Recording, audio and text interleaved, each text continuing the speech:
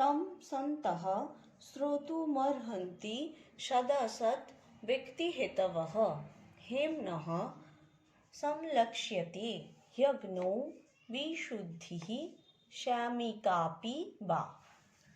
तं सन्तः श्रोतुम् अर्हन्ति सदासत् व्यक्तिहेतवः हेम्नः संलक्ष्यते हि अग्नौ विशुद्धिः শ্যামিকা अपि বা। অর্থাৎ সদসদ ব্যক্তি হেতবহ অর্থাৎ দোষ গুণ বিচার করতে সমর্থ সন্তঃ পণ্ডিতেরা। তম অর্থাৎ রঘুবংশ মহাকাব্য, কবি যে কাব্য রচনা করছেন সেই মহাকাব্যটি শ্রোতুম অর্হন্তি শোনার জন্য শুনতে অধিকারী, অর্থাৎ দোষ গুণ বিচার করতে সক্ষম পণ্ডিতেরাই তার এই কাব্য রঘুবংশ মহাকাব্যটি শ্রবণের অধিকারী।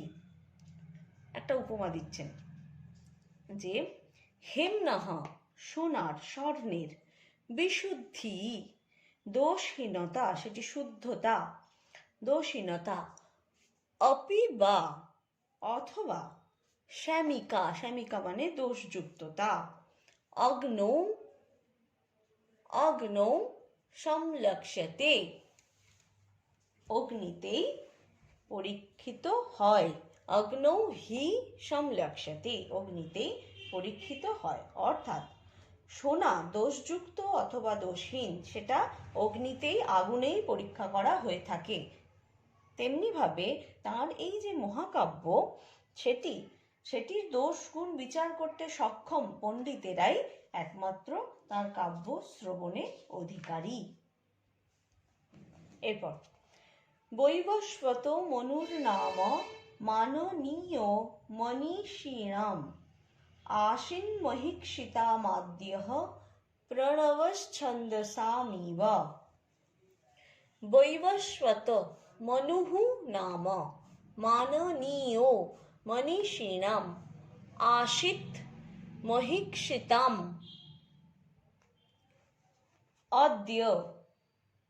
আদ্য আশিত মহিক্ষিতাম আদ্যঃ প্রণবঃ ছন্দসাম ইব। মনীষীণাম মাননীয়ঃ মনীষীদের মধ্যে সম্মানীয় কে ছিলেন? বৈবস্বতঃ মনুঃ বৈবস্বতঃ নাম মনু বৈবস্বত নামক মনু তিনি ছিলেন মনীষীদের মাননীয় সম্মানীয়। ছন্দসাম অর্থাৎ বেদসমূহের মধ্যে, প্রণবঃ ইব ওঙ্কার বা প্রণবের মতো, মহিক্ষিতাম আদ্যঃ আশিত রাজাদের মধ্যে আদিভূত ছিলেন। অর্থাৎ বেদের মধ্যে ছন্দসাম বেদের মধ্যে প্রণবঃ প্রণব যেমন সকলের আদিভূত আদ্যঃ এবং মনীষীণাম মাননীয়ঃ মনীষীদের মাননীয়, তেমনি রাজাদের মধ্যে মহিক্ষিতাম রাজাদের মধ্যে আদিভূত আদ্য কে ছিলেন এবং মনীষীদের মধ্যে মাননীয় কে ছিলেন? বৈবস্বত নামক মনু। বৈবস্বত মনু নামে এক নৃপতি ছিলেন। সমস্ত রাজাদের আদিভূত যে বৈবস্বত মনু তিনি যেমন ছিলেন মনীষীদের মাননীয়, তার থেকেই রঘুবংশের উৎপত্তি হয়। এই বংশেই দিলীপ নামে একজন রাজা জন্মগ্রহণ করেন, নৃপতি জন্মগ্রহণ করেন। তাই কবি বলছেন 12 নম্বর শ্লোকে, তদন্বয়ে শুদ্ধিমতি প্রসূতঃ শুদ্ধিমত্বরঃ দিলীপ ইতি রাজেন্দুরিন্দুঃ নিধাবিব। বলছেন যে সন্ধি ভেঙে বলছি, তদ অন্বয়ে শুদ্ধিমতি প্রসূতঃ শুদ্ধিমত্বরঃ দিলীপ ইতি রাজেন্দুঃ ইন্দুঃ ক্ষীরনিধৌ ইব। অর্থটা বলি। শুদ্ধিমতিহি অর্থাৎ বিশুদ্ধ, তদন্বয়ে সেই বংশে, বিশুদ্ধ সেই বংশে, শুদ্ধিমত্বরহ সর্বাধিক পবিত্র। দিলীপ ইতি দিলীপ এই নামে, রাজেন্দুহু রাজচন্দ্র, ক্ষীরনিধৌ ক্ষীর সমুদ্রে, ইন্দুহু ইব চাঁদের ন্যায়, প্রসূতঃ জন্মগ্রহণ করেছিলেন। অর্থাৎ ক্ষীর সমুদ্র থেকে যেমন চন্দ্র জন্মগ্রহণ করেছিলেন, তেমনি সেই বৈবস্বত মনুর পবিত্র বংশে দিলীপ নামে একজন পবিত্রতর রাজচন্দ্র জন্মগ্রহণ করেছিলেন। এই শ্লোকেও উপমা অলঙ্কার পাচ্ছি, আর এই শ্লোকের ছন্দ হলো পথ্যা বক্র ছন্দ। এর পরের শ্লোকটিতে রাজা দিলীপের দৈহিক বর্ণনা করেছেন কবি। ব্যূঢ়রশ্কো বৃষস্কন্ধঃ শালো প্রাংশুর মহাভুজঃ আত্মকর্মক্ষমম দেহম ক্ষাত্রধর্ম ইবাশ্রিতঃ। ব্যূঢ়রশ্কः বৃষস্কন্ধः শালপ্রাংশুः মহাভুজः আত্মকর্মক্ষমম দেহম ক্ষাত্রः ধর্ম ইব আশ্রিতঃ। ব্যূঢ়রশ্কः অর্থাৎ বিশাল বক্ষযুক্ত। বৃষস্কন্ধঃ বৃষের ন্যায় স্কন্ধস্থল। শালপ্রাংশুঃ শাল গাছের মতো উন্নত। মহাভুজঃ তার দীর্ঘ দুটি হস্তদ্বয়, বাহুদ্বয়। আত্মকর্মক্ষমম দেহম তার শরীরটা কিরকম ছিল? নিজের কার্য সাধনের উপযোগী। আশ্রিতঃ ক্ষাত্রঃ ধর্ম ইব সেই নিজের কার্য সাধনের উপযোগী শরীর আশ্রয় করেছেন ক্ষত্রিয় ধর্মের মতো। অর্থাৎ রাজা দিলীপের স্কন্ধস্থল ছিল বৃষের মতো উচ্চ, বক্ষদেশ ছিল বিশাল, তার হাত দুটি ছিল শাল গাছের মতো বিস্তৃত। তাকে দেখলে এরকম মনে হতো যে যেন ক্ষত্রিয় ধর্ম বা ক্ষাত্র ধর্ম নিজের কার্যসিদ্ধির জন্যই একটি উপযুক্ত শরীর ধারণ করেছে।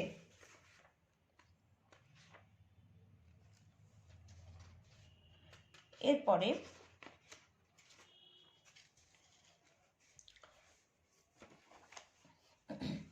বলছেন সর্বাতিরিক্ত সারেণ সর্বতেজভিভাবিনা স্থিতঃ সর্বোন্নতেনোর্বিক্রান্ত্বা মেরুরিবাত্মনা। সর্বাতিরিক্ত সারেণ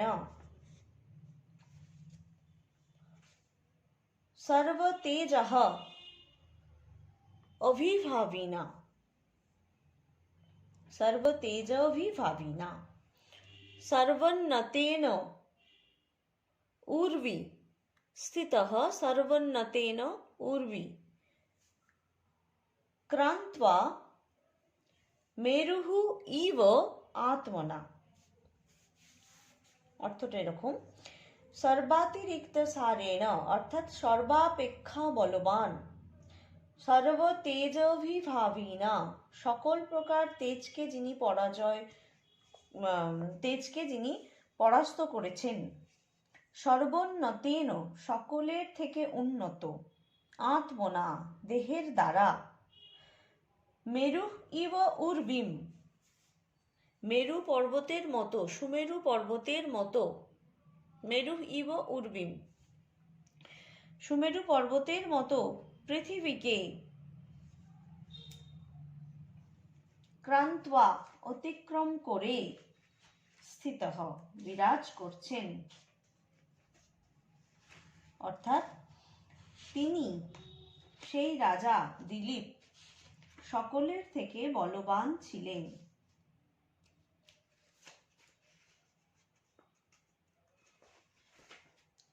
আর সমস্ত প্রকার তেজকে পরাজয় করতে তিনি সক্ষম।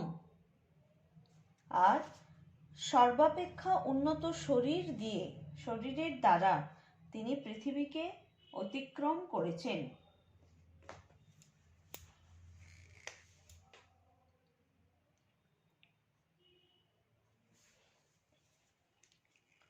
আর কি করেছেন? তিনি মেরু পর্বতের মতোই অবস্থান করতেন। আকার সদৃশ প্রজ্ঞঃ প্রজ্ঞয়া সদৃশাগমঃ আগমৈ সদৃশারম্ভঃ আরম্ভ সদৃশোদয়ঃ। অর্থাৎ আকার সদৃশ প্রজ্ঞঃ, তার আকৃতি যেমন বিশাল তেমনি তার প্রজ্ঞা বা জ্ঞানও বিশাল।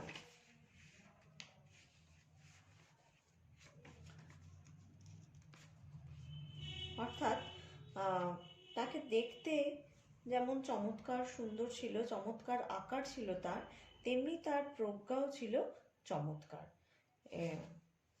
এরপর প্রজ্ঞয়া সদৃশাগমঃ, প্রজ্ঞার মতোই ছিল তার শাস্ত্র জ্ঞান। তিনি তার প্রজ্ঞার অনুরূপ আগম বা বেদাদি শাস্ত্রে জ্ঞান অর্জন করেছিলেন।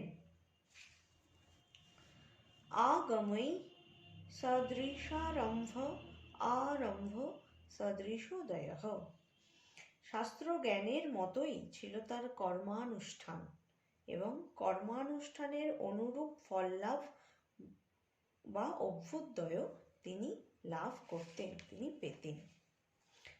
কেবলমাত্র যদি শাস্ত্র পড়া হয় তাহলে শাস্ত্র পড়লেই কিন্তু পণ্ডিত হয় না মানুষ। শাস্ত্রোক্ত আচারের অনুষ্ঠানের দ্বারাই পণ্ডিত হয়ে ওঠে। রাজা দিলীপ যেভাবে শাস্ত্র বুঝেছিলেন প্রজ্ঞার দ্বারা, সেইভাবেই তাকে আচরণের মাধ্যমে মূর্ত করতে চেয়েছিলেন। যেন যোগ্য ব্যক্তির দ্বারা জ্ঞানপূর্বক শাস্ত্রানুষ্ঠান সাধনের জন্য শাস্ত্র ফলবতী হয়ে উঠেছিল তার জীবনে। আর রাজা দিলীপ যেন এই শাস্ত্রের মূর্ত রূপ হয়ে উঠেছিলেন। এরপর বলছেন, ভীমকান্তৈ নৃপগুণৈ স বভূবোপজীবিনাম অদৃশ্যশ্চাভিগম্যশ্চ ইয়াদরত্নৈরিবার্ণবঃ। ভীমকান্তৈ নৃপগুণৈ স বভূব উপজীবিনাম অদৃশ্য চ অভিগম্যঃ চ ইয়াদহ রত্नै ইব অর্ণবঃ। সহ, স অর্থাৎ সেই দিলীপ, ভীমকান্তৈ ভীষণ এবং কমনীয়, নৃপগুণৈ রাজোচিত গুণের দ্বারা, নৃপগুণৈ রাজোচিত গুণের দ্বারা, ইয়াদরত্নৈ অর্থাৎ এই যে ইয়াদরত্নৈ এই পদের দ্বারা বলছেন যে হিংস্র জলজন্তু এবং রত্নাদির দ্বারা, অর্ণব ইব সমুদ্রের ন্যায়, উপজীবিনাম অদৃশ্যঃ অনুচরগণের, অদৃশ্য অর্থাৎ অনভিভবনীয়, অভিগম্য চ বহুব এবং আশ্রয়ণীয় হয়ে উঠেছিলেন। রাজা দিলীপ তার যে গুণ, যে লোকোত্তর গুণের কথা এখানে বলা হচ্ছে, যে প্রকৃতি রঞ্জন হলো রাজার কর্তব্য,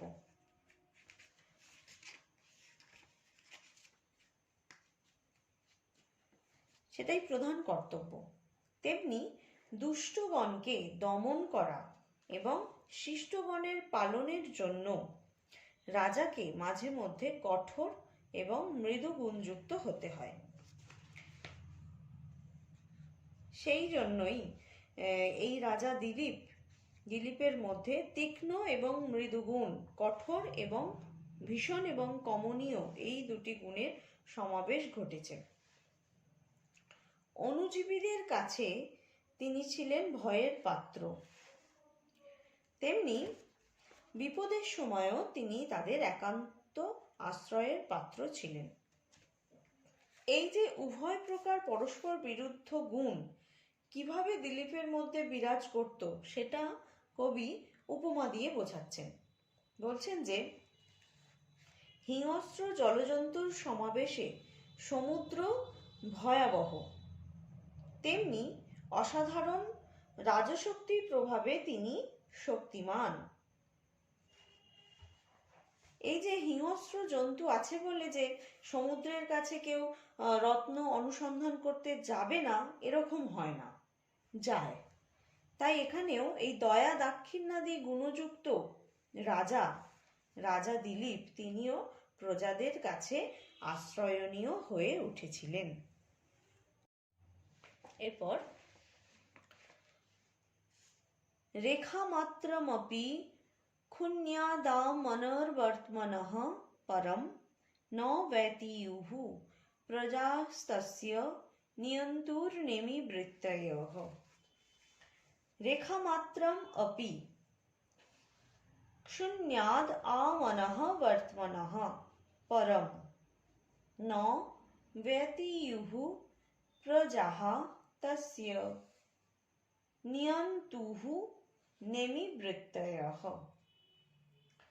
অর্থটা, রেখামাত্রম অপি অর্থাৎ সামান্যতম, ক্ষুণ্যাদ মনবর্ত্মনঃ পরম, মনঃ বর্ত্মনঃ মনুর নির্দিষ্ট যে পথ, মনুর পথ থেকে অর্থাৎ মনুর আচার আচরণ থেকে, পরম ন ব্যতীয়ুঃ